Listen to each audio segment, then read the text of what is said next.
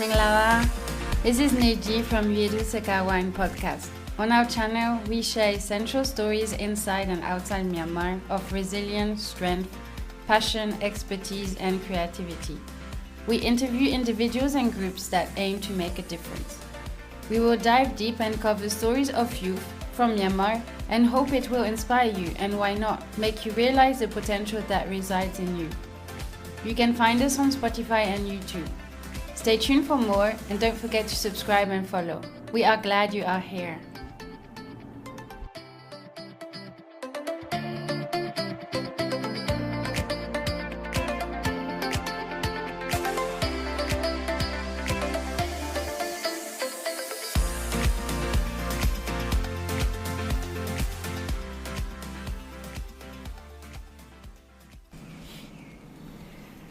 Hello, good morning. Welcome.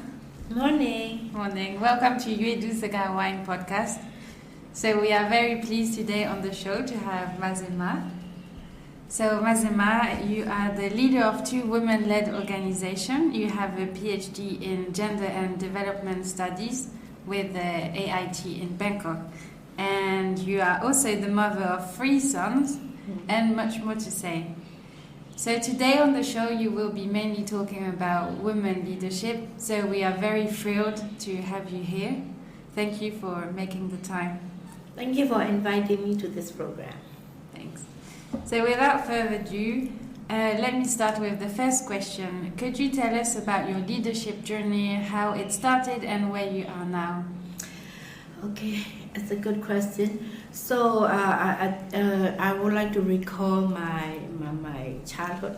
So I'm the only daughter, and with two brothers, and then I'm the eldest daughter in the family, and then a kind of granddaughter, favorite granddaughter in the family. So and then I grew up with my grandmother because my mother is a working mother. So when I was born, and then she had another child, only a year difference. So I think I was, my grandmother looked after me, and then I grew up with my grandmother. But we stay in the same house. So and my grandmother is she's the first woman. A minister, current state minister. So in early 50s. So she was in the parliament, and then she was the first woman minister. And then, but when I grew up with her, she was already retired. She was in her late 60s, and then. So growing up with her, she always recalled all the memories with her life memory, and she was also the vice president of the World YWCA, World Young Women's Christian Association in Geneva. So she got to travel a lot. So at that time, so like her in the 50s and 60s, so.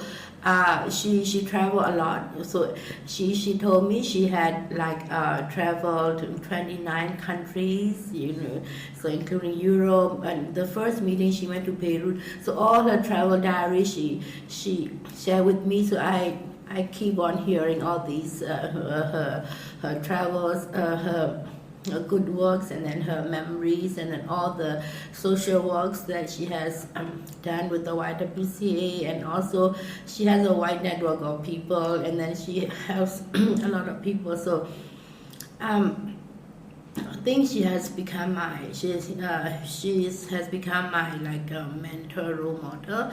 And then and then she was very protective, So I think she works for the YWCA, and then she was with the Women's Association, Women's Work. So I think at that time gender was not. They don't know about gender, but she was like being a girl child, and then a daughter, a granddaughter, so very protective. So when I go to school, she accompanied me, and then like in the middle school also.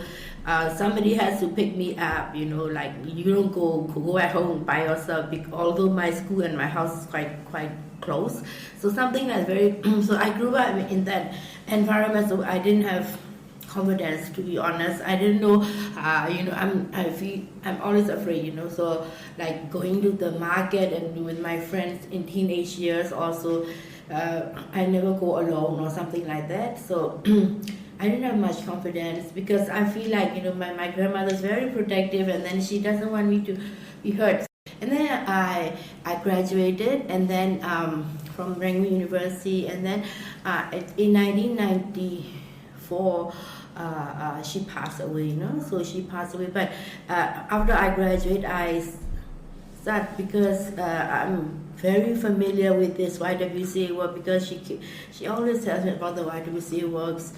So after I graduated from the Rangoon University, I started to volunteer the YWCA, and then at that time I was selected in 1995. I was selected to work as an intern in Geneva, World YWCA. So that was I think very exposure, and then travel alone the first time.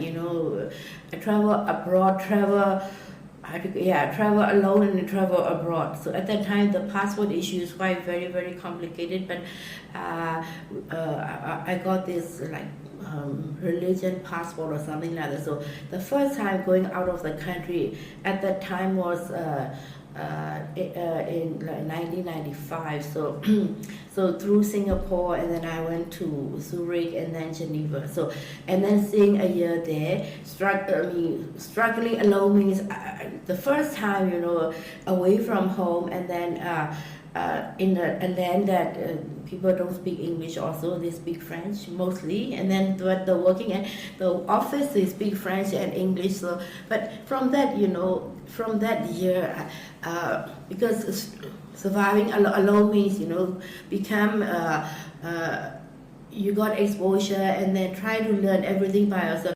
I didn't feel homesick though, but I try to adjust and try to survive, adjust in a new and unfamiliar environment.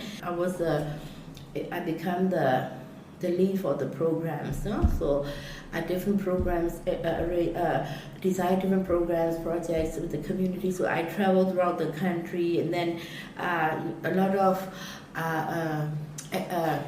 exposure means you got to know different people, different communities. And then at that time when we travel, we don't have a guest house or something like that in Myanmar. So we have to ask somebody to, for example, always call the church pastor for our accommodation, or somebody, So at that time when we travel, we have to take our mosquito net and then the blanket at least, and then travel like that. And then our lunch box, food box, because the bus will not stop. The bus will stop in a shop, but at that time there is not good shops, and then the toilet is not good, so I didn't eat. I just had my lunch box, something like that. So it's all these, but I enjoy this type. I enjoy this type of work, and then so my confidence, meeting with people, and then being away, being a year in in Geneva with meeting different people, and then the different issues, all this exposure I was able to share. And I think unknowingly I became very passionate about the work, and then talking to people with confidence. At first, in my grandmother's time, I never talk to people. When visitor comes, I just sit at home. In the room. Only my brother keeps talking. My brother 1 year younger than me. So I think that from that onwards, after working with a wife until 2000, and then I got this scholarship with the DAD to study in AIT, and then that started the gender and development study. So I was with all my work experience, and then the theory on gender and development, I was able to relate. And then I think from that moment on, I feel more confidence, and then started to, my career is like more into development field, and then semi leadership at that time because I have to lead different programs and then young women groups or something like that. So this is how I started my kind of my leadership journey. I never thought that I would be like this, Step by step. Step by step. Thank you so much, Ma Zin Mar, for sharing, for bringing us into your memories.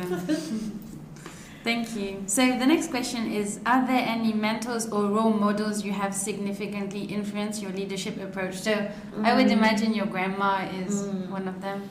Yes, my grandmother is quite progressive, I think, for her, because she was born in 1905. So I grew up, when I grew up, she was already in the late 60s, 70s. So, but she always say, a woman in their era, because women are seen as housewife, and then you support your husband, and then, but for her, she was a school teacher. She graduated from the Jackson College, so Jackson University, now in the Rangoon University campus.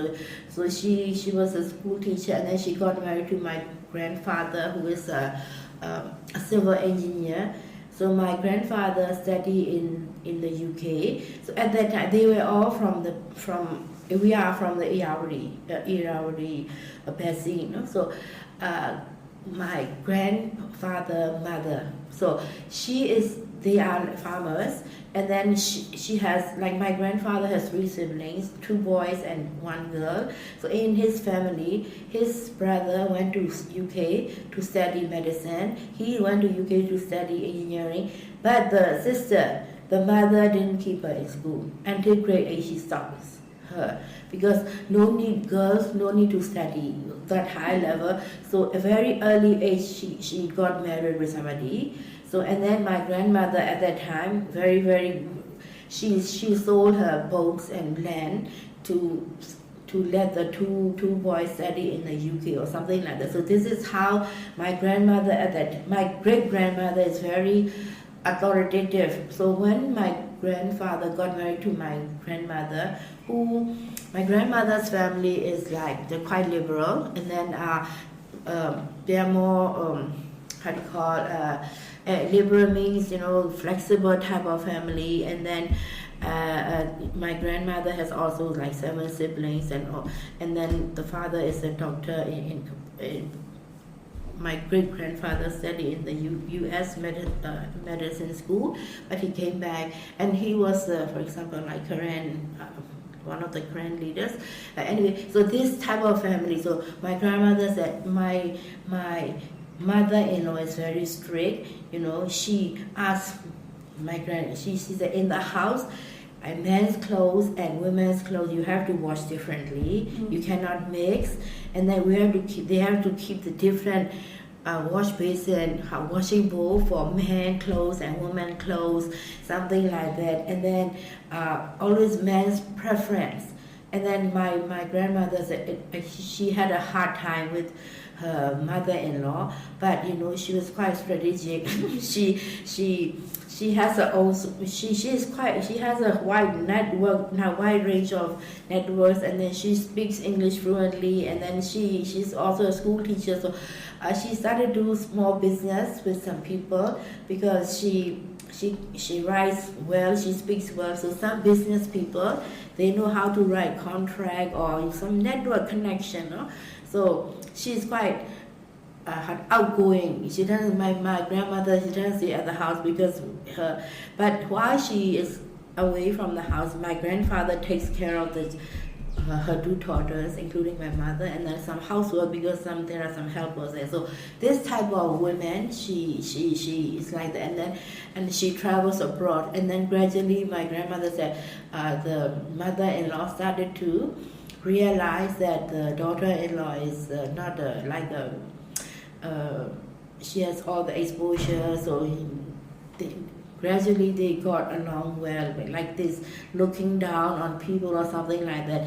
And then my grandmother in her house, she started to use only one washing bowl for the clothes, and not men's clothes, women's clothes, and then like men's bathing area, women's bathing area. So all these in a generation, in her time when she had two daughters, all these restrictions are gone, and then so the two daughters grew up quite with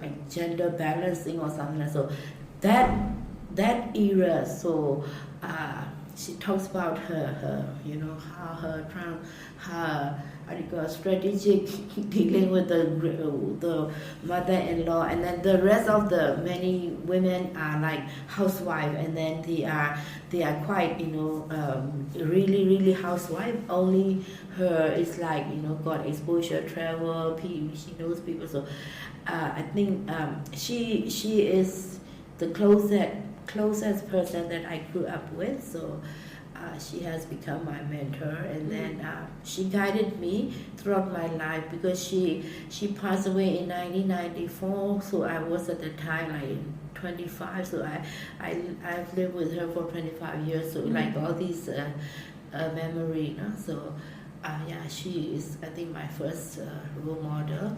And then now I'm also like leading the two women's organizations, one with the YWCA. So I think all these memories are still there. And then because of her, I think I got to know all this YWCA work, and then passionate about helping people, and then helping women to empower, to know their potential, and then to empower, so my grandmother always say a woman who has income, even a small income, is empowering, because if you don't have income, you have to rely on your husband or somebody else, and then you have no negotiation power or decision making, because you are not economically independent. So she always said a woman must work, a woman must have some income to support herself, gain confidence. Otherwise, you don't have the negotiation power or something like that. So I think my role model would be the closer one is my grandmother. But when I study and then I start to do work, so there are some senior women that I see them, they are guiding me, coaching me also. So these are some of the role models. And then my professor in AIT, she's also she's from Japan, and she is also but she lives in Thailand, and then her husband is also Thai. So I work closely with her on research, and she's also my thesis and research advisor. So looking at her also, she's also a working mother. She has children and her family. So, but she balance mean she has to, like, for example, we the students, she goes to the field trips with the students. So at that time she has a small children, but her husband takes care of the children. Thank you, Ma Zin Mar. So the next question is, what are the challenges of being a woman leader during these challenging times? These challenging times, I think challenges is every day, I think. But now, because with all the challenges, and then leading the organization is kind of, sometimes it is stressful, but I have some, I encourage myself, because I've come thus far, and then I shouldn't be discouraged. So I keep thinking of all the risks or possible risks and something, because I grew up in a very difficult time, because I grew up in a socialist era with at that time no technology, right? So very limited resources, freedom of speech, freedom of movement, etc. So I can recall all these in memory, and then now with the current situation. But with current situation, you have some communication channels. So, but always thinking of the some possible challenges, and then try to find the mitigation plan and plan and activities. But because of my works, I have like both my works. We have like the wide network of communities, quite supportive, and then they are quite encouraged. They are my like encouragement or like something like that. So, of course, challenges. You live with the challenges, but you pass the day with. You can pass the day successfully, and then the next year there will be challenges, but try to overcome the challenges. And then so this is my philosophy. So I shouldn't be too pessimist and then negative and then thinking of this and that. So I keep my spirit quite positive and then think of, because my motivation, my energies are the people that we work in community and people, because maybe I am thankful that I've been to different places and different people, different communities, and then I have in this I think socialist area, I have like traveling thing. We go just a bus, and then meeting with many people in different very poor communities. So I live there or with them. So all these, when I recall, they are like, oh, why I should complain? There are many people out there. I'm just live quite comfortable, means you have food to eat and water to drink. So I shouldn't be too complaining. So these people that I have met, and then my energy. When I want to complain, I think of them, and I should complain. I should move forward. I should think positive. And then the challenges are like, I think all these difficulties, you overcome difficulties day by day. So your resilience, I think, increase, and then challenges after challenges, you learn the strategies to overcome or something like that.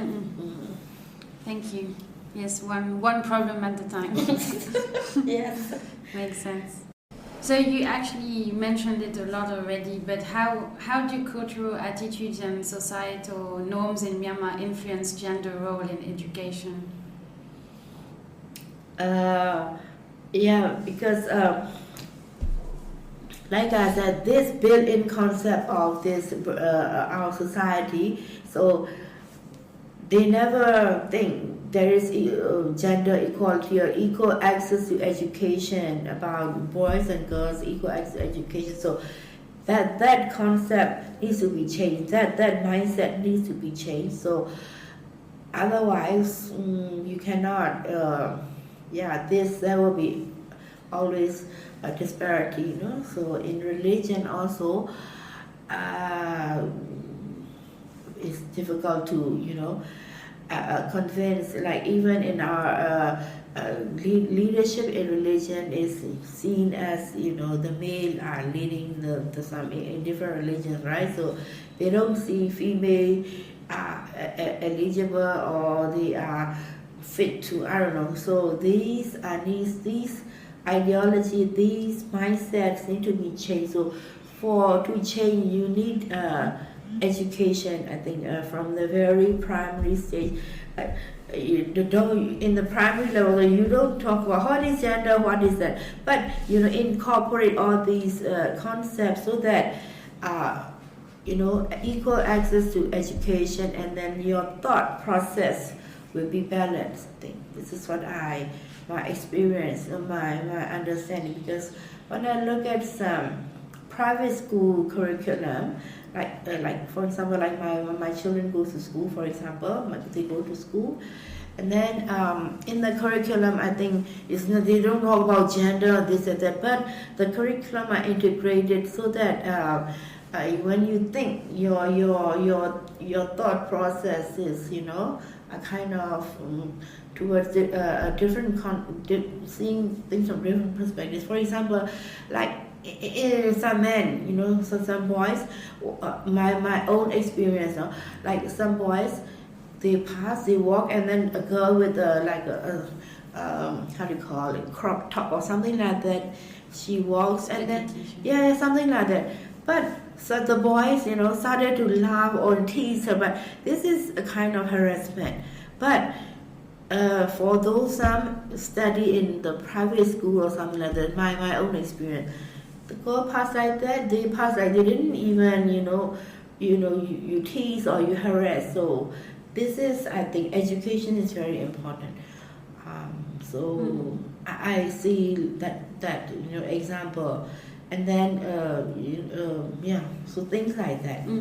Even these men in my country, even my age, sometimes they like to harass me, verbal harassment, like whistling, or when I pass the tea shop, and then they are also in my age, and then like whistling, something like that. But now, like I said, I gained this confidence, self-confidence. I stopped, and then I started to yell at them, or started to look. I started to respond. So defend something like that. That's good. We encourage that. Yeah.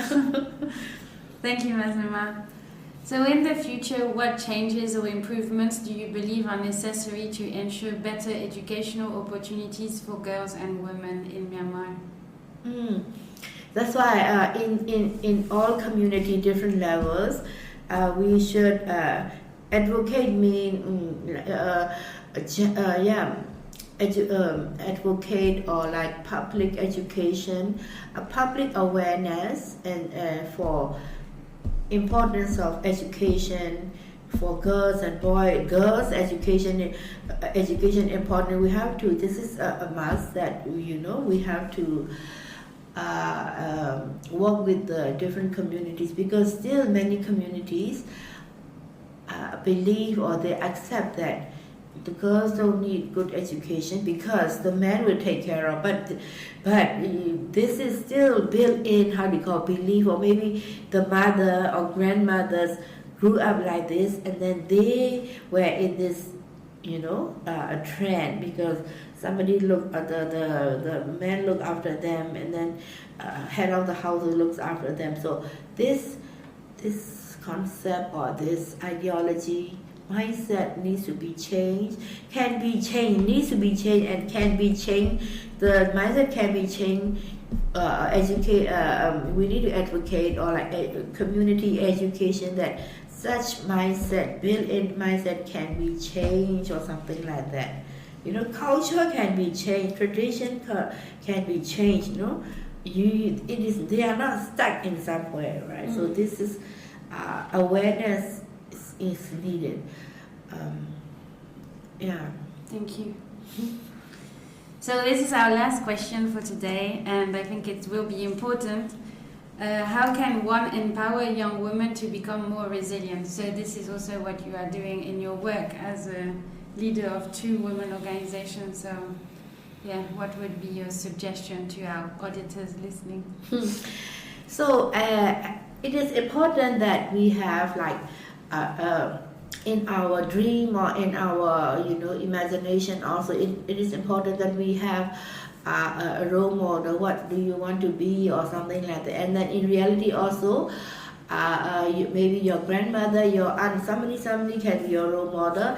And then continue mentoring, or there is a two-way communication of the person, like mentoring and pure support are also very important. I think in my case, my grandmother and I think 60 years difference the age, but still communicable. And then like gradually I joined the young women's program, and then you meet your age young woman, and then so the communication, the pure support, and then mentoring means like the one who can guide you, or like who listens to you, who you can share your thoughts, and then who goes along with you, or something like that, is, I think, very important. So I myself also am a mentor for some mentees, and then my kind of leadership is like I listen to people and then I learn from them, because I grew up in a, how do you call, a setting where you listen to your parents, and then parents and your teachers, you don't talk back, because if they say go, you have to go. You don't argue or something like that. So, and then being a parent, I become a parent. And then I was a child in the past also, right? So I've seen my friends, families. Like some of my friends, they are very afraid of, especially the father, because the father, so in a household, there is a, how do you call, ideology, or I don't know, they are trained like that. These men, a father must be a respecter, and then leader or something like that. So some of my friends, at that time, they are very afraid of their father, because the father acts like a, I don't know, like a how do you call, head of the household, and then they don't how do you call,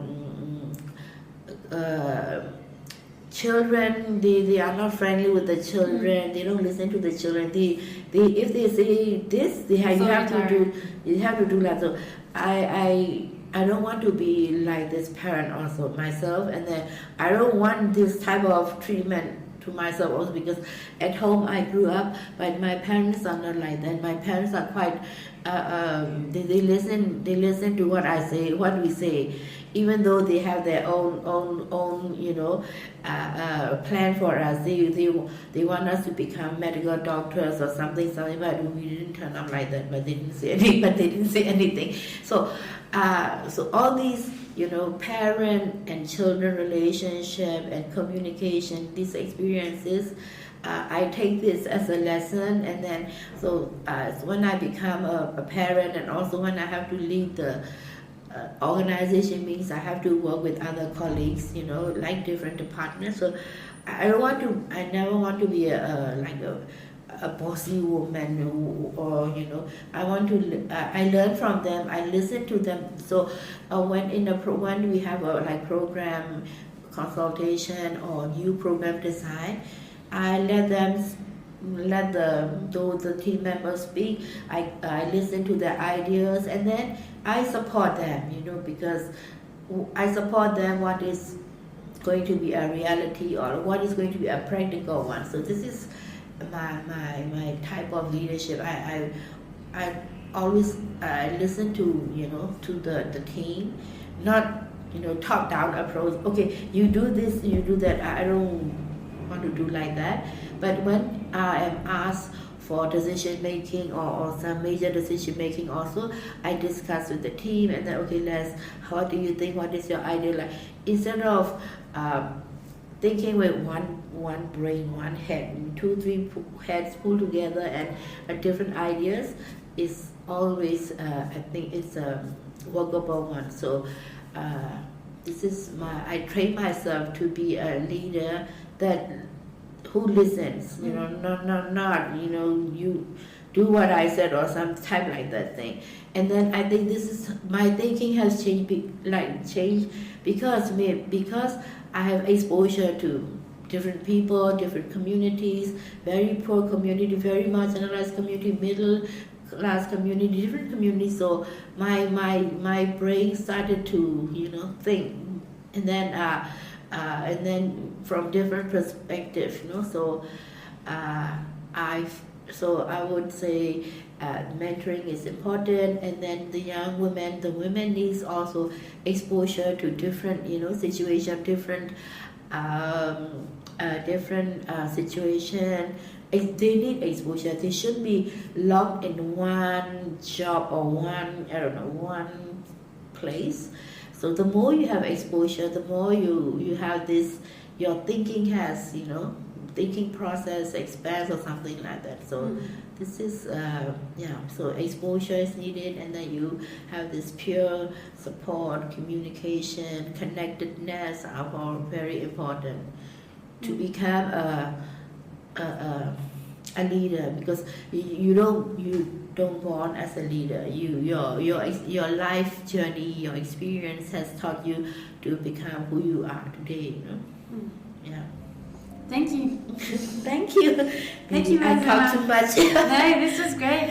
I learned a lot. It was very inspiring. Thank you. Thank you for your joining time. the show. Yeah. See you soon. See you.